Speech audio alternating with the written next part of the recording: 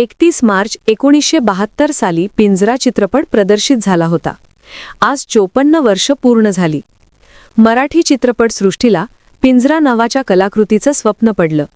प्रसिद्ध निर्माते दिग्दर्शक व्ही. शांताराम यांनी ते शिवधनुष्य पेललं. अनेक अडचणी आल्या, पण 31 मार्च 1972 रोजी तो प्रदर्शित झाला तेव्हा प्रेक्षकांनी अक्षरशः त्याला डोक्यावर घेतलं.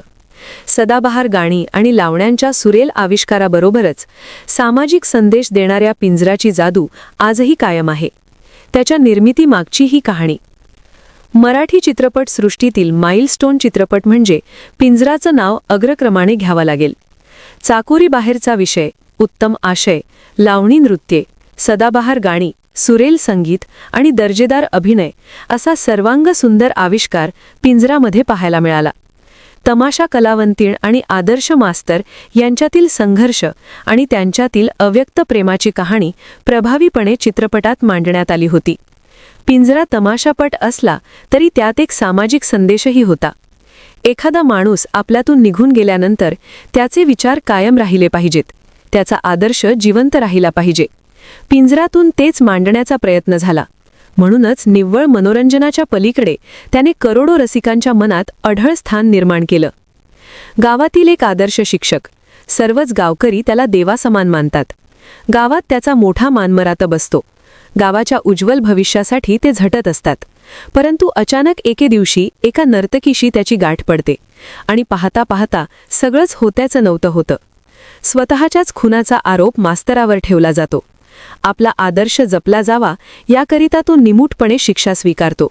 असं चित्रपटाचं कथानक असलं तरी त्याने त्या काळात म्हणजे 1972 मध्ये संपूर्ण समाज मन ढवळून काढलं. आजही हा चित्रपट आणि त्यातील गाणी तितकीच लोकप्रिय आहेत. पिंजराची कथा कल्पना मुळात निर्माते व दिग्दर्शक अनंत माने यांची. त्यांनी शांताराम बापूंना ती सांगितली. अण्णांनाही तेव्हा एक तमाशाप्रधान चित्रपट काढायचा होता. मुंबईमध्ये लालबागला हनुमान नावाचं तमाशाचं थिएटर होतं. त्यावेळी तिकडे तमाशे व्हायचे. अण्णांनी एकदा तिथे तमाशा बघितला आणि तेव्हाच तमाशाप्रधान चित्रपट बनवण्याचं त्यांनी ठरवलं. त्यांच्या डोक्यात त्यासाठी विचारचक्र सुरू होतं आणि त्यातच अनंत माने पिंजराची कथा घेऊन आली.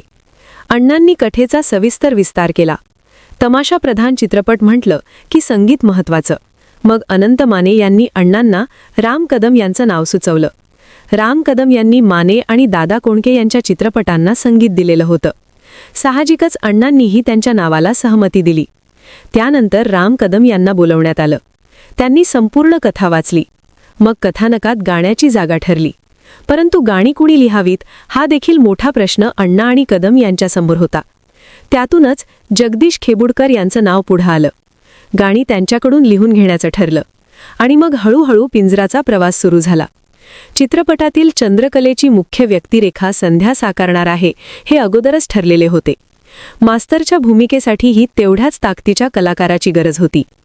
त्यावेळी डॉक्टर श्रीराम लागू यांचं एक नाटक सुरू होतं. त्या नाटकाबद्दल समीक्षकांनी भरभरून लिहिलं होतं. लागूंच्या अभिनयाचं कौतुक करण्यात आलं होतं. तेव्हाच लागूंच्या रूपात अण्णांना मास्तर सापडला. त्यांचं नाव निश्चित झालं. त्यांना बोलावण्यात आलं.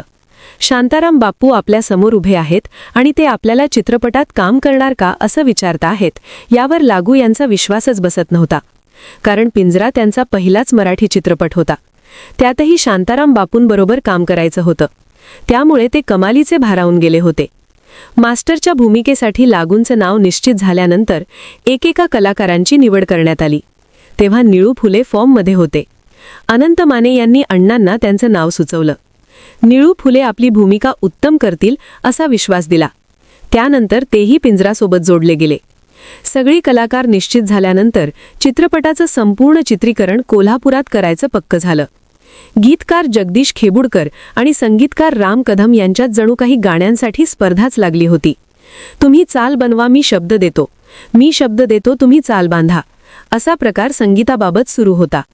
राम कदम यांनी चित्रपटातील गाण्यांच्या जवळपास 70 ते 80 चाली ऐकवल्या. आश्चर्य म्हणजे खेबुडकरांनीही तेवढेच शब्द लिहिले.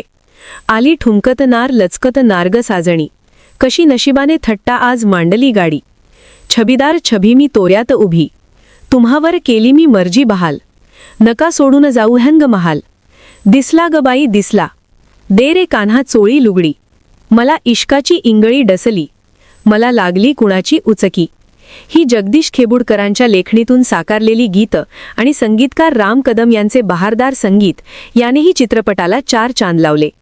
व्ही शांताराम यांच्या या माइलस्टोन चित्रपटाला लता मंगेशकर, उषा मंगेशकर, सुधीर फडके, महेंद्र कपूर, जयवंत कुलकर्णी यांचा आवाज लाभला होता. पिंजरा हा पहिला मराठी रंगीत चित्रपट होता. पुण्यामध्ये चित्रपट सर्वात आधी प्रदर्शित करायचं ठरवलं.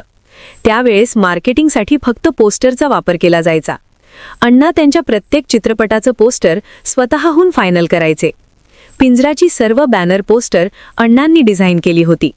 त्यानंतर पुण्यातील प्रत्येक रिक्षाच्या मागे चित्रपटाचे पोस्टर लागले. तेव्हा आत्तासारखं प्रमोशनचं वारं नव्हतं, पण अण्णांच्या कल्पकतेने रिक्षावर फक्त पिंजरा एवढ्याच नावाचे पोस्टर लागले. साहजिकच लोकांमध्ये पिंजरा नावाने उत्सुकता निर्माण झाली. त्याचा अपेक्षित परिणाम झाला आणि चित्रपटाच्या रिलीजच्या दिवशीच प्रभात थिएटरमध्ये रसिकांची तुडुंब गर्दी झाली. पिंजराच्या पहिल्याच शोच्या वेळी प्रेक्षकांनी अक्षरशः स्टेजवर पैसे फेकले. गाण्याच्या वेळी अवघं थिएटर नाचायला लागलं. एवढा तुफान प्रतिसाद चित्रपटाला मिळाला. कोल्हापूर, पुणे आणि मुंबई अशा सर्वच ठिकाणी चित्रपटाला तुफान प्रतिसाद मिळाला. प्रत्येक ठिकाणी कौतुक होत होतं. अनेक ठिकाणी वेगवेगळे अनुभव येत होते. त्यावेळेस फुजी कंपनीने कलरफुल चित्रपट बनवण्याचा ट्रेंड सुरू केला. तेव्हा त्यांनी चित्रपटासाठी अण्णांना निगेटिव्ह दिली. अण्णांनी संपूर्ण चित्रपट फुजी निगेटिव्हवर बनवला. त्यावेळेस 20 लाख एवढा खर्च संपूर्ण चित्रपट बनवण्यासाठी आला. चित्रपटाच्या एकूण 40 प्रिंट तयार केल्या होत्या. अण्णांना एखादी गोष्ट पटत नाही तोपर्यंत ते ती करत नाहीत. त्यावेळेस राम कदम नेहमी अण्णांना म्हणायचे की आपण लता दीदींना गाणं गायला सांगू. जेव्हा अण्णांनी लता दीदींना फोन केला तेव्हा त्यांनी दे रे कान्हा चोळी लुगडी गाणं गायलं. अन्य गाण्यांसाठी लता दीदींनी उषा मंगेशकरांचं नाव सुचवलं. मग उरलेली गाणी उषाताईंनी गायली. त्यांनाही त्या गाण्यांनी मोठी प्रसिद्धी मिळाली. गाण्यांचं प्रमोशन करायची गरजच नाही पडली, कारण प्रेक्षकांनी थिएटरमध्येच गाणी उचलून धरली होती. तेव्हा अनेकांनी गाण्यांची पुस्तकंही छापली. आज 50 वर्षांनंतरही पिंजरा प्रेक्षकांच्या आठवणीत आहे. त्याबाबत भरभरून बोललं जातं. हेच चित्रपटाचे यश आहे. लेखक हेनरिच मन यांची प्रोफेसर वोनरंट कादंबरी 1905 मध्ये जर्मन भाषेत प्रसिद्ध झाली. त्या कादंबरीवर आधारित द ब्लू एंजल चित्रपट दिग्दर्शक जोसेफ वोन्स्टरबर्ग यांनी 1930 मध्ये जर्मन भाषेत बनवला. त्यात सर्कशीत काम करणाऱ्या महिलेच्या मोहजालात फसून नायक आपल्या जगण्याची राखोरांगोळी करतो असे दाखवले आहे. व्ही शांताराम यांनी हेच सूत्र घेऊन मराठीत 1972 मध्ये पिंजरा चित्रपट बनवायला घेतला. तेव्हा त्यांनी त्यातील सर्कशीचा आपल्याकडील तमाशा केला. चित्रपटाच्या कथानकाला अस्सल मराठी मातीचा रंग, गंध, अर्थ आणि रांगडेपणा दिला. पिंजरा चित्रपटाचं मूळ असं विदेशी आहे हे तो पाहणाऱ्याला वाटणारही नाही, इतका तो देशी झाला. गीतलेखन जगदीश खेबुडकरांनी केलेल्या अजरामर कलाकृतींपैकी एक म्हणजे पिंजरा चित्रपट. त्यासाठी खेबुडकरांनी तब्बल 110 गाणी लिहिली. त्यातली 11 गाणी चित्रपटात घेण्यात आली. तुम्हावर केली मी मर्जी बहाल, नका सोडून जाऊ रंगमहाल या प्रसंगासाठी शांताराम बापूंनी माझ्याकडून 49 लावण्या लिहून घेतल्या. त्यातील एकही न आवडल्याने मी निराश होऊन घरी परतलो. झोप पार उडाली होती. डोक्यात लावणीचेच विचार घोळत होते. रात्री 2 वाजताच्या सुमारास लावणी सुचली. तुम्हावर केली मी मर्जी बहाल. लगेच फोन करून मी ती शांताराम बापूंना ऐकवली. त्यावर वाह, झक्कास, गाणं खास जमलं बरं का, अशा शब्दात त्यांनी मला शाबासकी दिली. अगदी कृतकृत्य झाल्यासारखं वाटलं. पिंजरा हा चित्रपट बनवण्यासाठी 20 लाख खर्च आला होता. हा पैसा काहीच दिवसात वसूल झाला. अगदी या चित्रपटाची तिकीटं ब्लॅकने विकणारेही या चित्रपटामुळे श्रीमंत झालेत असं म्हणतात. 1973 साली या चित्रपटाला राष्ट्रीय पुरस्काराने गौरविण्यात आलं.